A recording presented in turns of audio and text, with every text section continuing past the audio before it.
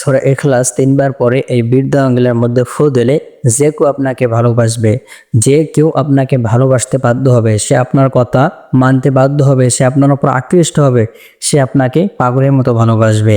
তো এই বিষয়ে আমি বিস্তারিতভাবে আলোচনা করব এবং আপনাদেরকে সহজ ভাষায় বুঝিয়ে দেওয়ার চেষ্টা করব ইনশাআল্লাহ। এবং আমলটা করার আগে অবশ্যই আপনাকে 3 বার ইস্তেগফার পড়তে হবে।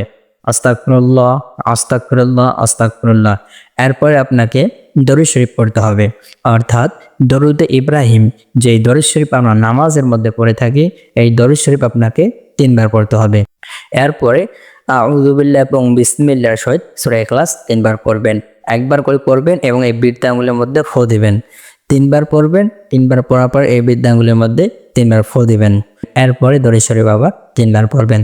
তো আমি আপনাকে যেভাবে আমলটা করার কথা বললাম, আপনি যদি ঠিক এভাবে আমলটা করেন, তো আমলটা করলে কি হবে, আপনি এই আমলটা যার জন্য করবেন সে আপনাকে ভালোবাসতে বাধ্য হবে, সে আপনার কথা শুনতে বাধ্য হবে, সে আপনার উপর আকৃষ্ট হবে, সে আপনার বশ হয়ে যাবে, সে আপনাকে পাগলের মতো ভালোবাসবে।